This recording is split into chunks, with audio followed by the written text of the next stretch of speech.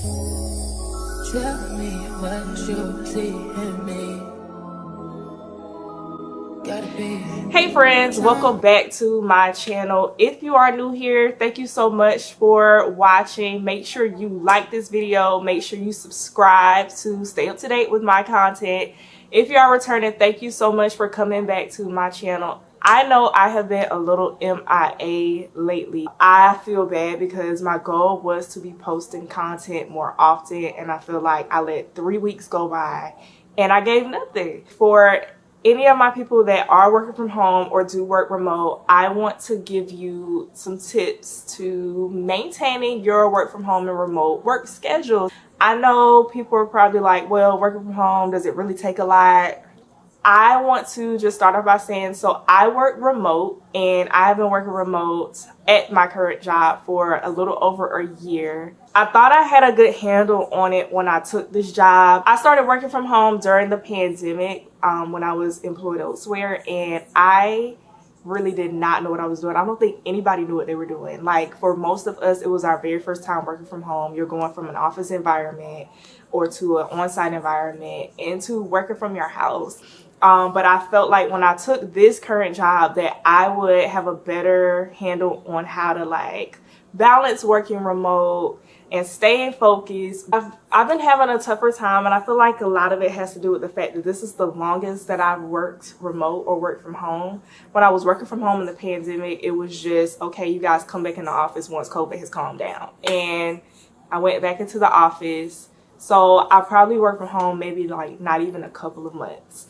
So this is the longest that I've had to do it, and my job is completely remote. So there's not like a hybrid or you get to go in the office or any kind of thing. I work completely remote. So I feel like that's a lot different from working at a job that may have a hybrid work schedule where you go into the office a couple of times a week and you get to work from home maybe the other days. So it's a lot different. So for all of my people, I don't know if I have anybody that works from home that follows me or is subscribed to my channel, but this video is for you. Tip number one is to establish a solid yet flexible work routine.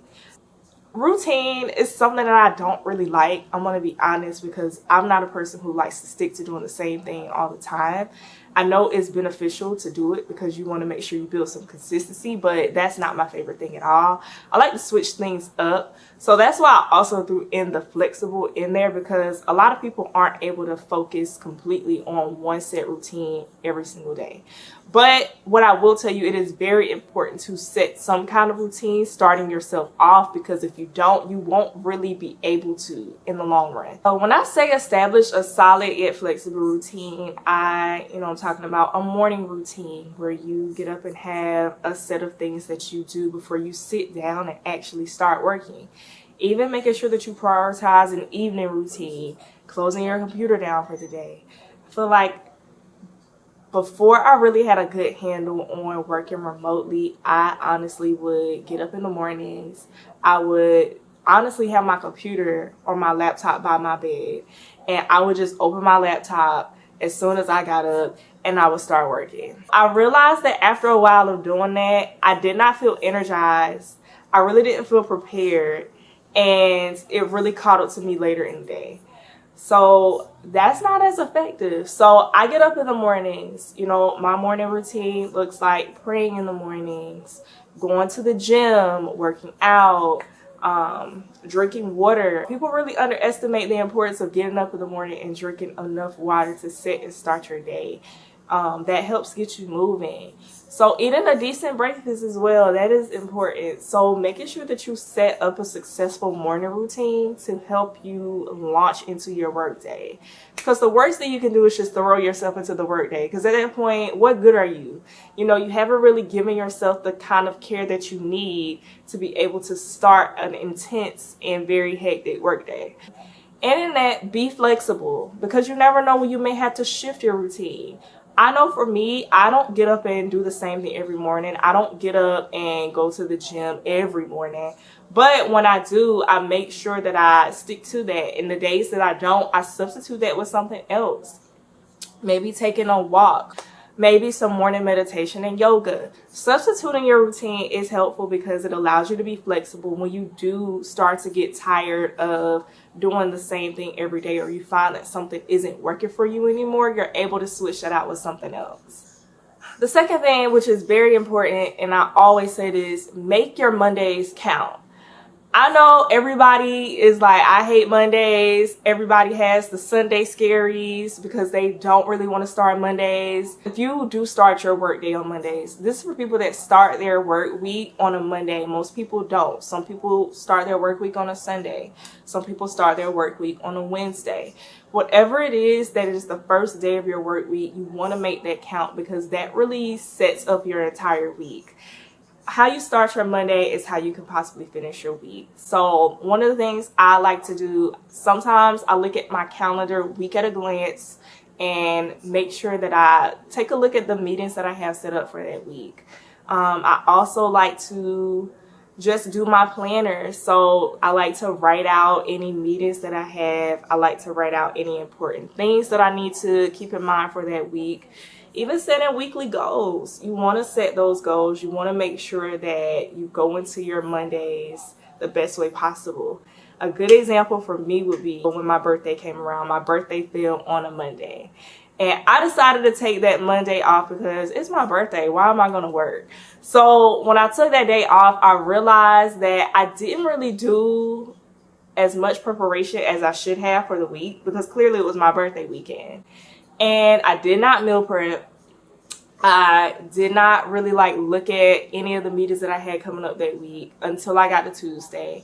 So I feel like I did not set myself up for success for that week. So when I say make your Mondays count, make them count.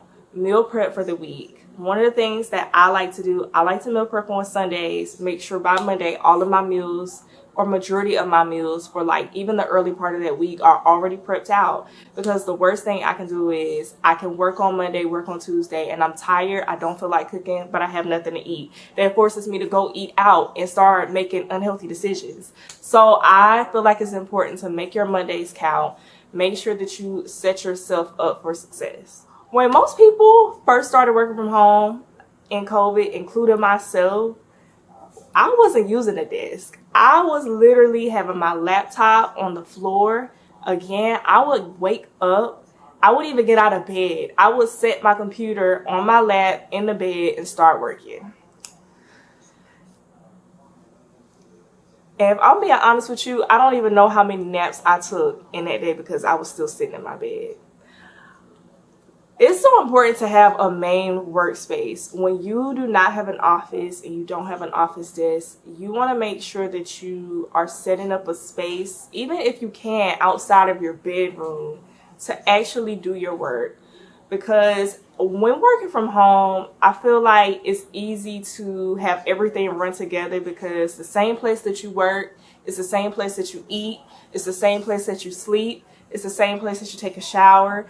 Everything runs together because you're doing all of it in one space. So set up a main workspace that helps you focus on the work that you have to do. When I look at the space around me, I like for things to be neat. I like for things to be in place. So when I set up a workspace, I have to have a desk. I have to have a chair. Even if I don't sit there every day or throughout the entire day, I have to have it to sit there in the morning to actually be comfortable and actually feel like I'm at work. Because if I don't, I can feel very relaxed and I could easily forget, and I'm on the job still. So make sure that you set up a desk. Make sure that you have a desk calendar or whatever helps you be able to better organize your space and makes you focus throughout your workday. Last tip, make sure you get some sunlight. I know when you work from home, it feels like you're in the house all day 24/7. I be finding excuses to get out the house, y'all. Even if I'm just going up the street to get coffee, I try to find whatever I can to make sure that I get out the house and get some sunlight. Go on a walk on your lunch break. Do what you can to make sure that you're not sitting still 24/7 or throughout your entire workday, because you're not moving as much. When you go from working in the office environment to working at home, you take less steps. You don't move as much. It's easy to eat all the time. I know for me, I'm an emotional eater. So when I feel like my work day isn't going as I planned it to, I go and grab a snack. So imagine me sitting there eating all that food, working from home, not moving. We know that that's not turning out good. So don't, you know, sit in the house the entire time or the entire day.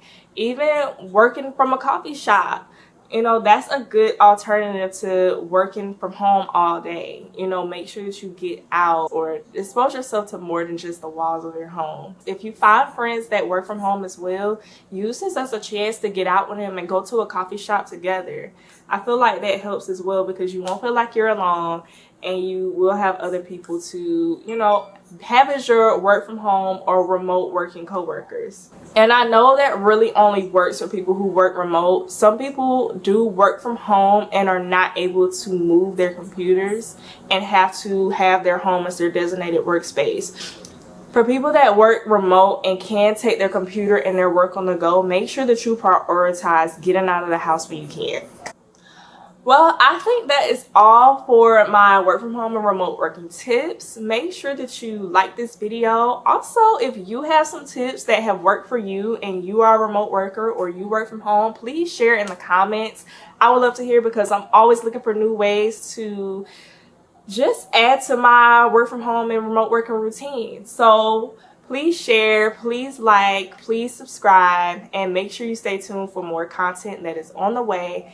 And thank you so much for watching this video. I hope these tips help you. Let me know if you try them and if they work. I thank you guys so much for watching this video, and I'll see you next time.